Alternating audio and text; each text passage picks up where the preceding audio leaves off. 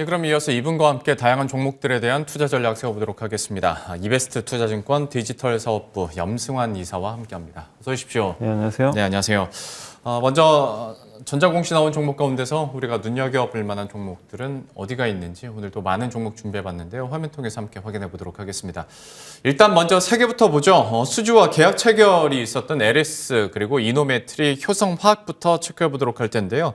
LS 포인트 한번 잡아주시겠어요? 네, LS도 사실 작년에 주가가 좀 별로 안 좋았던 기업인데 네.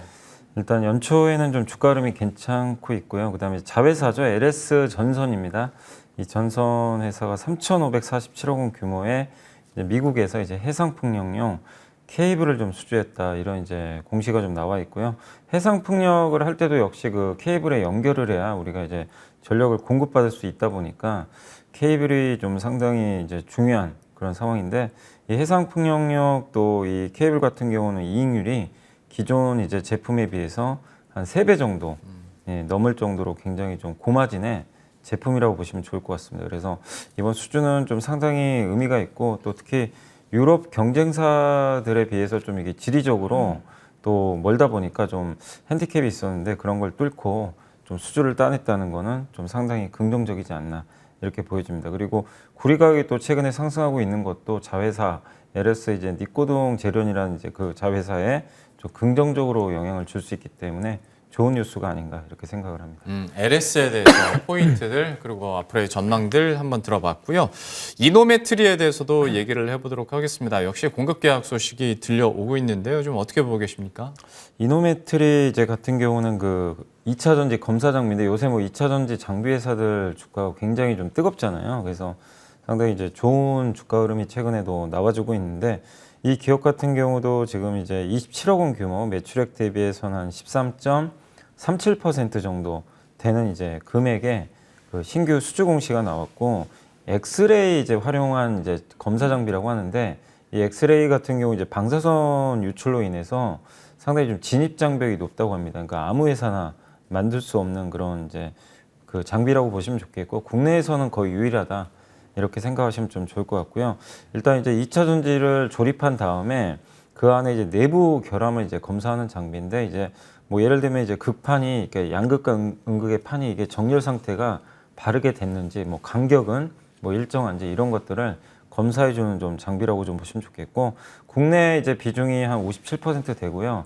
이제 스웨덴의 그 노스볼트라고 많이 들어보셨을 거예요. 그쪽 회사 비중도 꽤 됩니다. 한 16% 정도 되는데 이 배터리가 작년에도 화재 사고가 좀 났던 것처럼 안정성이 점점 중요해지고 있기 때문에 검사 장비 수요도 좀 크게 늘어나고 있는 것 같습니다. 그래서 이노메트리도 좀 관심을 가져보시고 이게 연초부터 2차 전지 장비주들이 너무나 이게 급등을 하고 있는데 그 이유가 사실 LG 에너지 솔루션 때문이에요. 네. 에너지 솔루션이 지금 이제 공모가 얼마 안 남았는데 이 자금으로 미국 같은데 이제 엄청난 지금 투자를 하려고 하고 있고 거기에 지난주에 보니까 이제 혼다하고도 뭐 조인트 벤처 만든다는 얘기까지 나오더라고요. 네. 그러니까 이제 일본 기업하고도 손잡아가지고 이제 투자를 한다는 건 그만큼 이제 시장이 커진다는 얘기니까 우리나라 대표 이제 이런 그 2차 전지 장비 회사들은 정말 올해 상반기만큼은 좀 계속 좋은 주가 흐름이 좀 나오지 않을까 싶습니다. 앞으로의 흐름들도 기대해 보도록 하겠습니다. 마지막으로 효성화학인데 화학자가 붙으면 지난해는 이제 피크아웃 그 악몽이 워낙 커서 근데 주가가 어느 정도 지난해 연말로 이제 바닥 찍고 나서 좀 스물스물 올라가고 있거든요. 이 종목에 대해서는 좀 어떻게 보세요? 그러니까 효성화학도 사실 작년에 한번 좋았다가 네. 주가가 많이 빠졌었어요. 그러다 다시 이제 주가가 좀 바닥을 좀 다지면서 조금씩 돌리려고 하는 이제 모습들이 나오고 있는데 일단 주가 되게 저평가돼 있고 이 회사 같은 경우는 이번에 그 특수가스 공급 계약 체결을 맺었는데 이게 사실 비밀 유지 조항으로 인해서 누구한테 공급을 했는지는 좀 알 수가 없는데 이제 뭐 반도체 아니면 디스플레이 회사 중에 하나로 일단 추정을 하고 있습니다. 왜냐하면 이제 이 회사가 하는 것 중에 하나가 NF3라는 이제 특수가스를 만드는 업체거든요. 그래서 그 대표적인 회사가 사실 SK 머티리얼즈가 있는데 이 회사는 이제 SK 합병이 돼서 지금 이제 우리가 거래할 수가 없기 때문에 일단 이제 효성화학이 그 사실 어떻게 보면 이제 경쟁사죠. 근데 NF3 이번에 이제 추가 수주 계약을 좀 맺었던 것 같고 그만큼 저희 IT 쪽이 업황이 좋다라는 이제 증거가 되겠고 근데 사실 본업은 폴리프로필렌이라고요. 그 PP를 이제 만드는 회사 중에 하나인데 이게 이제 LPG를 원료로 해가지고 PDH를 만들고 그 PDH에서 PP를 만들거든요. 근데 이 회사가 이제 동남아 쪽에 베트남 쪽에 이 PDH 플랜트를 좀 만들어 놨습니다. 그래서 여기서부터 PDH를 이용을 해가지고 PP까지 할 수 있는 일관 생산 체제를 이제 구축을 해버렸어요. 그러면 이제 원가가 크게 절감이 되겠죠. 그래서 앞으로 이 PP 그 원가 절감을 통한 어떤 이제 수익성 개선도 좀 이루어질 가능성이 높기 때문에 상당히 긍정적이고 베트남에서도 또 이런 투자를 했기 때문에 세금도 많이 깎아준다고 합니다. 네. 그래서 그런 면에서 올해는 한번 효성화학이 좀 주가가 또 차별화될 수 있으니까 뭐 관심을 가지시고 시가총액 기준으로 해서 지금 현재 PER 7배밖에 안 되니까 주가도 상당히 저평가되어 있는 것 같습니다. 최근 들어서의 어떤 반등 상승세가 좀 추세적으로 이어지길 응원해 보도록 하겠고요. 이어서 내부자들에게 무슨 일이 종목들도 포착이 되어 있습니다. 두 종목 한번 보도록 할 텐데요. 금호석유와 코롱 인더가 있습니다. 금호석유도 참 힘든 시간 보내고 있는데 이거 어떻게 보고 계십니까? 바닥은 다진 것 같은데 참 주가가 이게 석유화 기업들이 잘 안 가요. 네. 네, 정말 배당은 이제 많이 좀 주겠지만 주가 자체는 이제 부진한 게 피크아웃 우려가 여전히 남아 있고 뭔가 성장성이 좀 안 보이다 보니까 투자들의 손이 이제 잘 안 나가는 상황인데 근데 역으로 생각하면 이제 더 이상 뭐 잃을 것도 없고요. 또 중국의 금리가 추가로 인하된다면 경기 부양 기대로 한 번은 올라갈 가능성이 있습니다. 최근에 또 천연고무 가격도 올라간다고 하니까 금호석유 같은 기업들도 한번 관심을 가져볼 필요는 있는 것 같아요. 이제 지금 구간에선. 그리고 대표이사가 16만 2천 원에 또 천주를 지금 장내 매수를 했거든요. 그래서 거의 바닥권에서 또 대표이사의 자사주 매입은 상당히 긍정적이지 않나 이렇게 보여집니다. 그리고 코오롱 인더는 이제 한때 그 수소차 이슈 때문에 주가가 많이 빠졌는데 네. 사실 아직은 이제 수소차 쪽에서 뭐 크게 수익이 나는 건 아니고요. 그게 주력 사업은 아니고 타이어에 들어간 첨가제 타이어 코드랑 그 특수 소재죠. 그 아라미드 이제 방탄 조끼 같은 데 들어가는 그런 이제 특수 섬유인데 이게 이제 주력이라고 보시면 좋을 것 같아요. 여전히 이쪽 뭐 수익성 괜찮고 다만 이제 주가는 작년에 굉장히 많이 올랐다가 최근에 이제 주가가 많이 빠지면서 이게 6만 원대까지 내려선 상황인데 장이구 역시 금호석유도 마찬가지입니다. 이 장이구 대표이사가 66,100원에 한 1,000주 정도를 장내 매수했습니다. 그러니까 이제 같은 이제 석유화학 계열의 회사들이 각각 대표이사가 이렇게 주가 많이 내려온 상황에서 저점 매수를 했다는 건 또 바닥의 신호일 수 있으니까 한번 관심을 가져보시면 좋겠습니다. 예, 금호석유와 코롱 인더에 대한 포인트까지 이렇게 짚어봤고요. 이어서 이사님께서 리포트 통해서 골라온 이야기들 들어보도록 하겠습니다. 오늘은 어떤 내용 준비하셨어요? 그러니까 제가 이제 보고서를 지난주에 보다 보니까 CES 보고서들이 되게 많이 나왔는데 이제 네. 그 중에 삼성증권에서 나왔던 보고서가 좀 인상 깊어서 그냥 간단히만 설명해 드릴게요. 그러니까 CES 2022가 끝나고 나서 많은 애널리스트들이 보고서를 썼는데 그 중에 한 4개 정도로 나눠서 이렇게 설명해 드리면 첫 번째가 역시 모빌리티.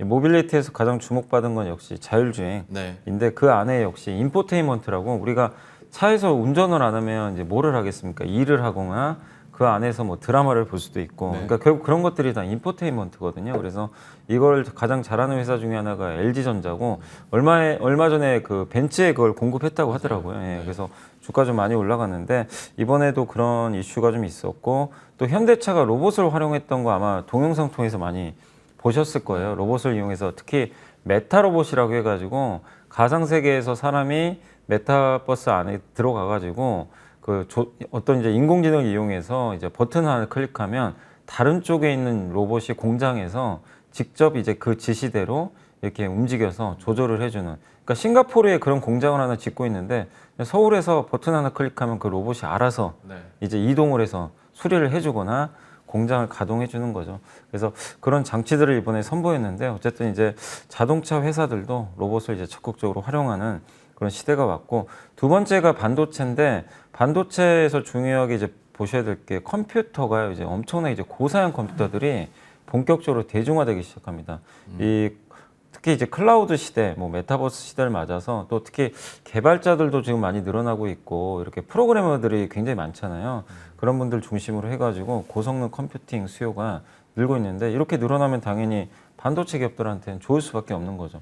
왜냐하면 이제 용량 자체가 증가하기 때문에 그래서 앞으로의 그 고성능 컴퓨팅 시대 개막에 맞춰서 반도체 성능도 개선될 수밖에 없기 때문에 긍정적인 이슈가 좀 나온 것 같고 세 번째는 이제 모바일인데 AR, VR 기기가 많이 이번에 좀 나왔던 것 같아요. 네. 전시가 됐는데 관련해가지고 앞으로 뭐 삼성전자도 하지 않을까 하는 좀 기대감이 남아있는데 다만 이제 제가 주말에 보니까 그 약간 안 좋은 소식이 하나 나왔던 게 애플이 그 AR 기기를 올해가 아니라 아마 내년으로 출시 연기할 거라는 소식이 하나 나오긴 했더라고요. 그래서 아마 관련 주들 좀 오늘 주가에 좀 약간은 부정적으로 작용할 수 있겠지만 그게 확정된 건 아니고 일단 그런 언론 보도가 좀 일부 있긴 있었습니다. 근데 그게 출시를 안 하는 게 아니고 연기된 거기 때문에 네. 뭐 혹시라도 빠지게 된다라면 그것 때문에 놀라서 저는 팔 필요는 없다. 그러나 방향은 명확한 것 같아요. AR, VR 기기가 출시되는 거는 결국 저는 시간 문제다.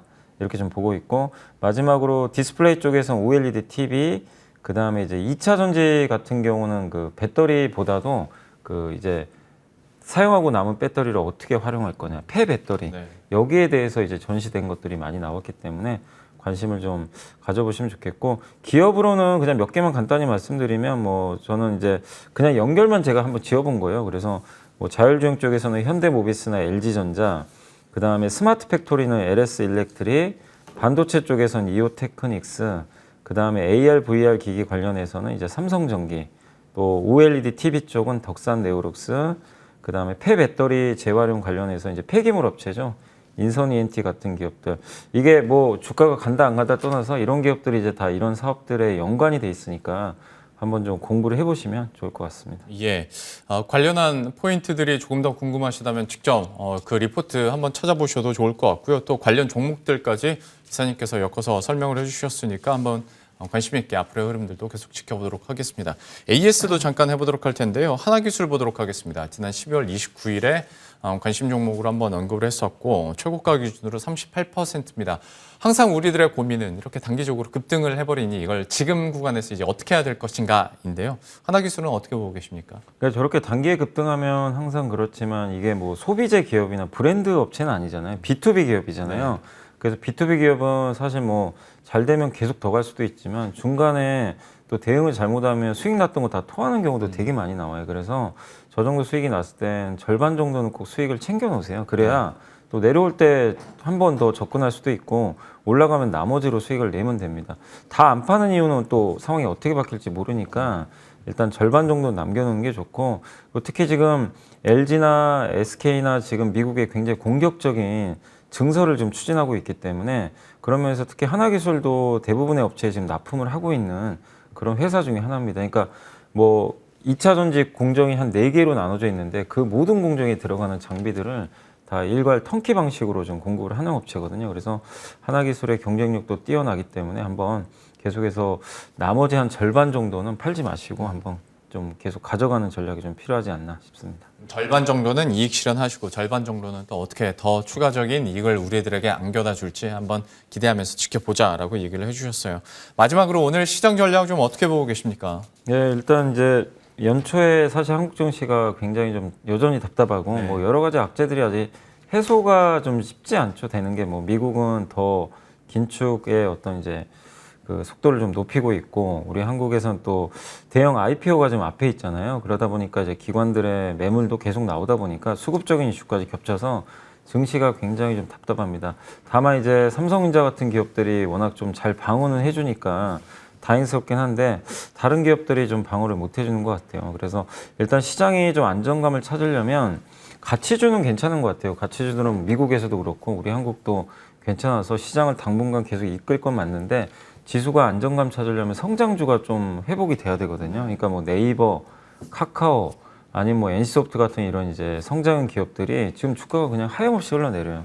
그러니까 이 기업들의 주가 반등도 저는 좀 필요하다. 그래야 증시가 좀 단단하게 바닥을 치고 좀 올라갈 수 있을 것 같은데 어느 정도 지금 성장주도 가격 조정이 크게 나왔기 때문에 저는 좀 바닥은 다지지 않을까 이렇게 생각을 하고 있고 다만 생각하실 거 성장주는 분명히 저는 또 한번 어느 시점에서 올라간다고 보거든요. 근데 여기서 지금 기회는 왔잖아요. 엄청나게 지금 많이 빠졌기 때문에 싸게 잡을 수 있는 기회는 왔는데 아무거나 잡으면 안 되겠죠. 이 중에서 작년에 좀 거품이 꼈거나 너무 과도하게 올라가는 기업들보다는 확실하게 올해 좀 성장을 할 수는 있는데 주가가 좀 주가만 이제 성장주 흐름에 맞물려 가지고 좀 빠졌던 그런 기업들이 있다라면은 오히려 좀 잘 골라서 담아 보시면 좋을 것 같습니다. 한 2달 정도의 어떤 박스권은 이어질 가능성이 높지만 어쨌든 잘 골라내신다면 또 분명히 성장주에서도 좋은 어떤 수익을 저는 낼 수 있다고 생각을 하고 있거든요. 그래서 한번 가치주 장세는 이어지지만 성장주는 한번 좀 잘 골라보자. 이런 좀 말씀을 드리겠습니다.